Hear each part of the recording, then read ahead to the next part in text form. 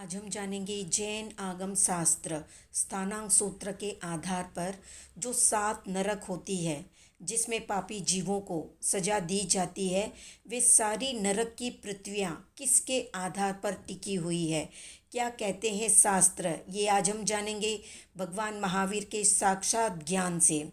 आज की इस वीडियो में आगे बढ़ने से पहले अगर आप चैनल पर नए हैं तो सब्सक्राइब कर दें और वीडियो को लाइक और शेयर। तो सबसे पहले जानते हैं कि जो 7 नरक है, जैसे रत्न प्रभा, शर्करा प्रभा, बालुका प्रभा, पंख प्रभा, धूम प्रभा, तम प्रभा और महातम प्रभा, ये जो 7 नरक है, इन 7 नरक की पृथ्वियों को घनोदधि, घनवात और तनुवात, इन 3 वलयों से ये चारों दिशाओं में अच्छी तरह से वेष्टित है या इनके आधार पर टिकी हुई है। इन सातों ही पृथ्वियों को घनोदधि को घनवात ने और घनवात को तनुवात ने वेष्टित करके रखा है। अब जानते हैं कि घनोदधि, घनवात और तनुवात, इसका क्या अर्थ होता है। घनोदधि यानी जिसमें जल हिमशिला के समान घन रूप में या ठोस रूप में जमा रहता है, उसे कहते हैं घनोदधि।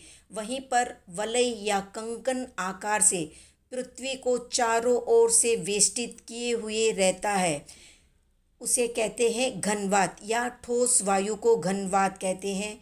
और घन की अपेक्षा से पतली हवा को तनुवात कहते हैं।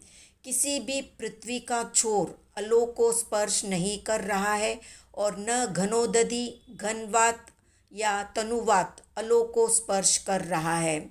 घनोदधि की चौड़ाई वलय के आकार में 6 योजन परिमाण की है, तो घनवात वलय की चौड़ाई 4.5 योजन की है और तनुवात वलय की चौड़ाई 1.5 योजन की है।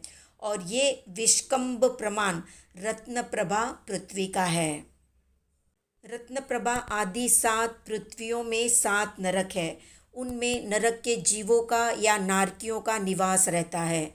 मनुष्य और तिर्यंच पंचेंद्रिय जीव ही नैरयिक हो सकते हैं या नरक में जा सकते हैं। यानी मनुष्य और तिर्यंच पंचेंद्रिय यानी गाय, भैंस, बकरी, हाथी, शेर, चीता, ये सारे जीव ही नैरयिक हो सकते हैं या नरक गति में जा सकते हैं। अन्य गतिक जीव नरक में नहीं जा सकते।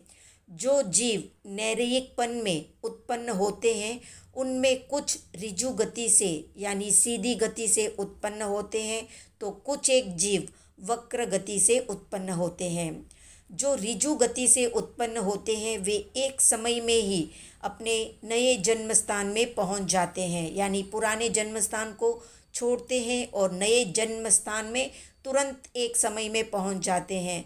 पर जो विग्रह या वक्र गति से नए जन्म स्थान में उत्पन्न होते हैं, उन्हें उत्कृष्ट या ज़्यादा से ज़्यादा 3 घुमाव करने पड़ते हैं। एक घुमाव मोड़ होता है तो 2 समय लगते हैं, और 2 घुमाव होता है तो 3 समय लगते हैं, और 3 घुमाव होता है तो 4 समय लगते हैं। त्रस जीव यानी 2 इंद्रिय से लेकर 5 इंद्रिय वाले जीवों को त्रस जीव कहते हैं। तो त्रस जीव अगर त्रस नाड़ी में उत्पन्न होते हैं तो उत्कृष्ट 3 समय विग्रह गति से उत्पन्न होते हैं। पर अगर स्थावर जीव या एकेंद्रिय जीव एकेंद्रियपन में अगर उत्पन्न होते हैं, तो उत्कृष्ट 4 समय वाली विग्रह गति से ही उत्पन्न होते हैं। उनको जन्म स्थान में पहुंचने के लिए उत्कृष्ट 5 समय लगते हैं। एकेंद्रिय आत्मा 3 या 4 समय की विग्रह गति वाली भी होती है, पर त्रस जीव उत्कृष्ट 3 समय की विग्रह गति वाला ही होता है। ऋजु गति और विग्रह गति अपने कर्म के अनुसार ही होती है। तो ये थी संक्षिप्त जानकारी। आज का प्रश्न है, देवता नारकी के जीवों की सहायता करने के लिए कौन सी नरक तक जा सकते हैं, कमेंट में बताएं। वीडियो पसंद आया तो वीडियो को हाइप करें, लाइक करें, शेयर करें और सब्सक्राइब करें। अब आप हमारे व्हाट्सएप ग्रुप से भी जुड़ सकते हैं।